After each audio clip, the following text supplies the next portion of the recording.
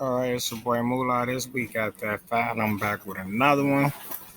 The Boondocks was pissing people off, man. I love the Boondocks, so hey, that was my stuff. But let's check it out. Ever since the Boondocks premiered, it's consistently made headlines as a controversial and unapologetic satire of Black and American culture. Even Young college student, man, he kicked this off. Hey, shout out to him. as a comic strip back in the late 90s, series creator Aaron McGruder would often get calls because someone was upset with how they were portrayed. I've never been able to predict what people are going to get mad at.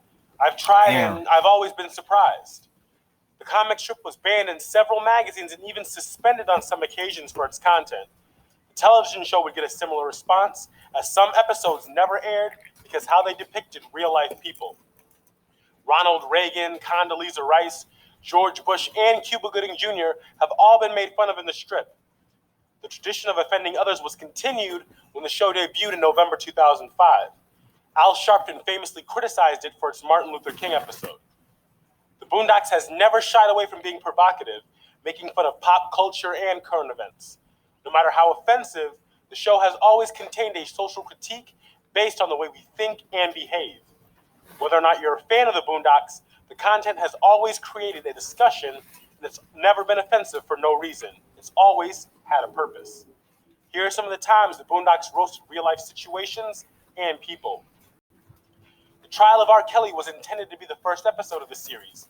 In the episode, the R&B singer was put to trial for urinating on an underage woman.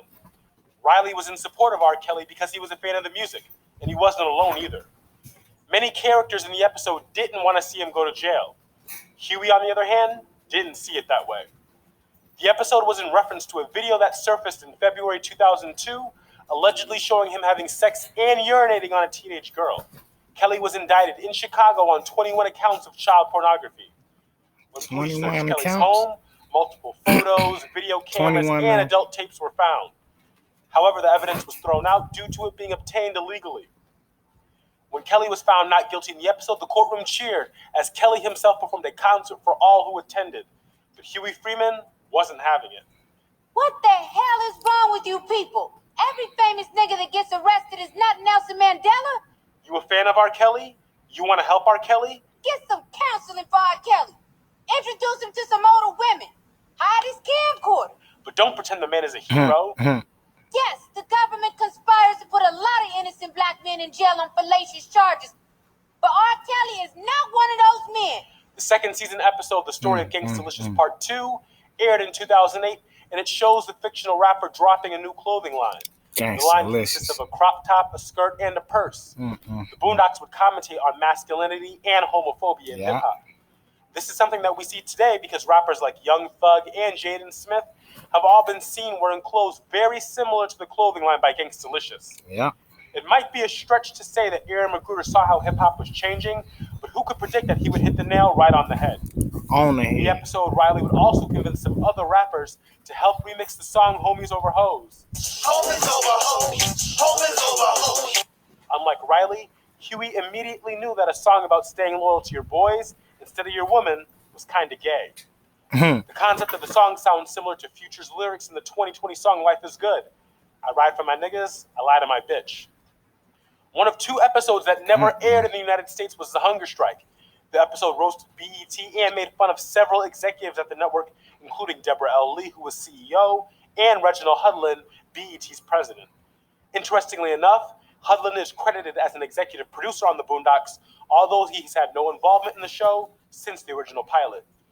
In the episode, Huey goes on a hunger strike, refusing to eat until a public apology for creating BET is made and the network is shut down. Like many other episodes, McGruder used Huey as a lens in order to give his real-life critique on how BET is doing more harm than good. When asked about BET's programming, McGruder said, I was looking for changes and improvements, and I didn't see any. I didn't see them, so I said, okay, it's fair game. The third season began with It's a Black President, Huey Freeman. The episode was a documentary that followed the 2008 presidential election. Riley supported Obama simply because he was black. Granddad also supported Obama despite not knowing any of his policies. Thugnificent had no idea who Obama was, but quickly jumped on that Obama bandwagon in order to make himself more profitable. But he was quickly outed when he couldn't name the three branches of government when his character appeared on Bill Maher. The episode ends with several characters voicing their disappointment when Obama became president. It shed light on the fact that some black people voted for Obama just because he was black without knowing his policies. A 2010 episode parodies real-life kid, Latarian Milton, who stole his grandmother's SUV and smoked with cigarettes. While driving, Milton damaged 4 cars, ran over 2 mailboxes, and almost killed several innocent people. When Milton was interviewed for the news, he was asked why he took the car. Milton responded, "Because it's fun. It's fun to do bad things." Well, did you know that you could perhaps kill somebody? Yes, but I wanted to do hood rat stuff with my friend. A month later, he was in the news again. Milton and his grandmother were in a Walmart and she refused to buy him chicken wings. Milton got mad, walked up to the counter, and decided to order them anyway. When his grandmother tried to stop him, she said he snapped and he started hitting her wherever he could reach. In response to this, police picked up Latarian and brought him in for a psych evaluation. The event was parodied in the episode called Smoking with Cigarettes. In the episode, Riley meets 8-year-old Milton Tayshawn, who picks him up in a truck and takes Riley for a ride, much like the real-life incident. Riley and Milton end up doing more bad things like throwing objects over a bridge and causing more accidents. It looks like Latarian continues to go down that same path, as he was just arrested for robbing a Lyft driver, stealing the driver's wallet and jacket, and escaping in his car with some accomplices. It looks like Latarian still enjoys doing hood rat shit with his friends. Just another example of the Boondocks mocking real-life situations. In the same season, the Boondocks parodied yet another interesting real-life figure, Felice Johnson, better known as the Booty Warrior. Johnson made a name for himself after an appearance on MSNBC's Lock Up Raw. Booty was more important than water.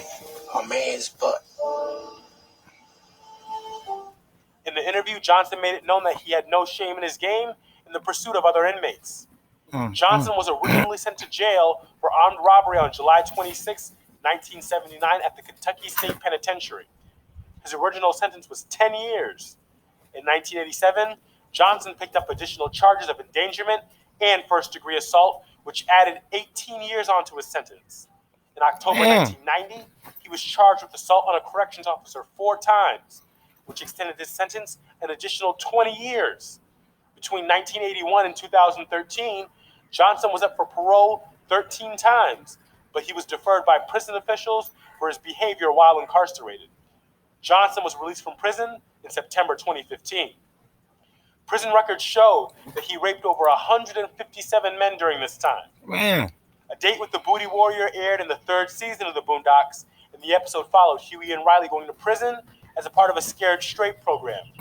Johnson's speech in the episode is almost word for word what you hear in the actual interview, which shows just how unafraid the Boondocks was in capturing these real-life moments. In 2010, the Boondocks aired an episode called Pause.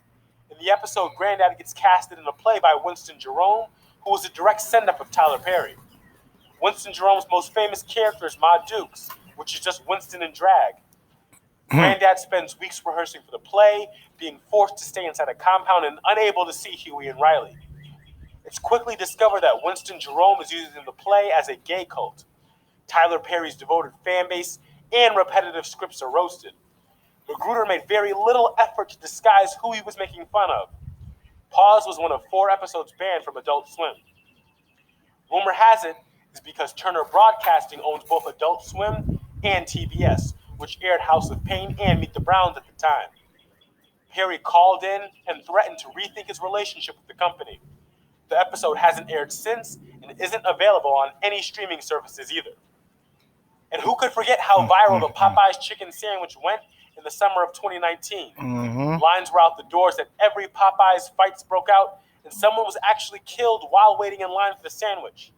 In the episode, everyone goes crazy over Colonel's fried chicken. When they announced that they've ran out of chicken, riots took place much like they did in real life. It's for real. The episode makes fun of the KFC free grilled chicken giveaway that happened in 2009. Oprah Winfrey endorsed the chicken and offered free coupons on her website. As a result, the promotion caused shortages of chicken at KFC restaurants, which in turn caused riots. This was just the latest in a string of Man. violent incidents at Popeye's locations Popeyes. since the re-release of their spicy chicken sandwich last week in Columbia, Tennessee. An employee Man. body slamming a woman to the ground, breaking 6 of her ribs, her kneecap, and shattering her arm. The episode also mocks the swine flu epidemic, as everyone who ate the chicken got sick from it. Magruder himself said he likes poking fun at black public figures who deserve criticism but never get it from the left.